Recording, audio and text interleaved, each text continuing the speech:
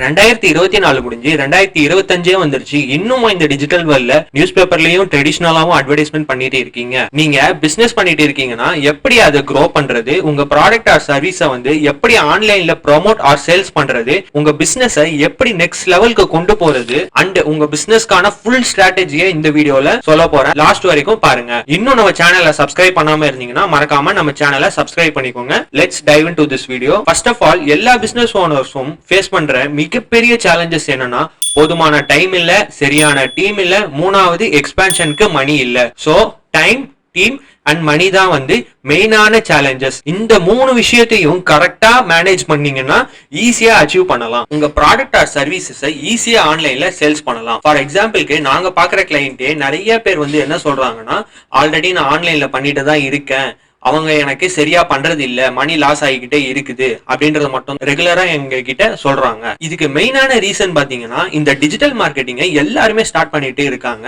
Like ஒரு 6 months course முடிச்சுட்டே நான் ஒரு டிஜிட்டல் மார்க்கெட்டிங் ஸ்பெஷலிஸ்ட் அப்படின்னு சொல்லிட்டு இருக்காங்க. அவங்க என்ன பண்றாங்கன்னா, கம்மியா சார்ஜஸ் பண்ணிட்டு அவங்களுக்கு தெரிஞ்சதை மட்டுமே பண்ணிட்டு போயிடுறாங்க. லைக் 3000 பாத்தீங்கன்னா வெப்சைட் பில்ட் பண்ணி கொடுக்குறாங்க, 5000 10,000 வாங்கிட்டு சோஷியல் மீடியா சர்வீசஸ் ப்ரொவைட் பண்ணிட்டு இருக்காங்க. நீங்களே யோசிச்சு பாருங்க, யாருதான் அந்த காஸ்ட்டுக்கு வேலை பார்ப்பாங்க? அந்த காஸ்ட் என்ன பண்ண முடியும்? ஆவரேஜா ஒரு பர்சனை ஹையர் பண்ணி நீங்க ஒர்க் பண்ணாலுமே மந்த்லி அவங்களுக்கு 15,000 இருந்து 20,000 கண்டிப்பா பே பண்ற மாதிரி வரும். நல்ல நாலேஜ் இருக்கு உங்களுக்கு. அந்த 3,000 ரூபாய்க்கு அவங்க வெப்சைட் பில்ட் பண்றாங்கன்னா அந்த சர்வர் காஸ்ட் கூட அவங்களால வாங்க முடியாது. Daily social media post or reels போடுறதுனால மட்டுமே உங்க பிசினஸ் க்ரோ பண்ண முடியாது. நிறைய பேர் என்ன பண்றாங்கன்னா, சோஷியல் மீடியால ரெகுலரா போஸ்ட் அண்ட் ரீல்ஸ் அப்லோட் பண்ணிட்டு இதுதான் டிஜிட்டல் மார்க்கெட்டிங் அப்படின்னு சொல்லிட்டு இருக்காங்க. யூசுவலா ஒரு பிசினஸ் ஆன்லைன்ல வராங்கன்னா இமிடியேட்டா ஒரு வெப்சைட் கிரியேட் பண்ணு, சோஷியல் மீடியால போஸ்ட் பண்ணு. சோ ஒரு பிளானிங் ஸ்டேஜே இல்லாம பண்ணிட்டு நிறைய பேர் ஃபெயிலியர் ஆயிட்டு தான் இருக்காங்க. பிளானிங்ல ஃபர்ஸ்ட் ஸ்டேஜ் என்ன பண்ணணும்னா, உங்க ப்ராடக்ட் ஆர் சர்வீசஸ்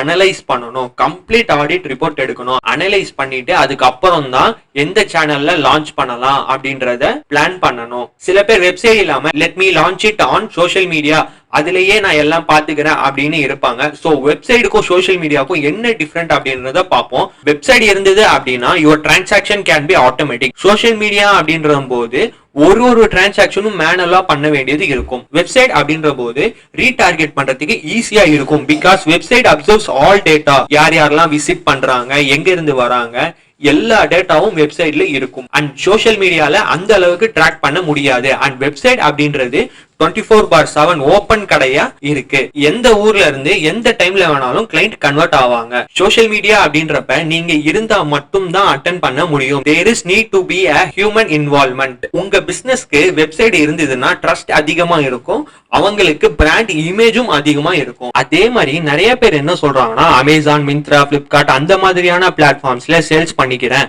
அதுல நிறைய அட்வான்டேஜஸ் இருக்கு. பிகாஸ் அவங்களே ஒரு பிளாட்ஃபார்ம் கொடுத்துடுறாங்க நீங்க சேல்ஸ் பண்ணிக்கிறதுக்கு உங்க ப்ராடக்ட். பட் டிஸ்அட்வான்டேஜ் யாருக்குமே பாக்குறது கிடையாது. எக்கச்சக்கமா உங்களோட சேர்ந்து மத்த பிராண்டும் சேல்ஸ் பண்ணிட்டு இருப்பாங்க. காம்படிஷனால உங்க பிரைஸும் ரெடியூஸ் பண்ண வேண்டியது இருக்கும், கமிஷனும் அதிகமா கொடுக்க வேண்டியது இருக்கும்.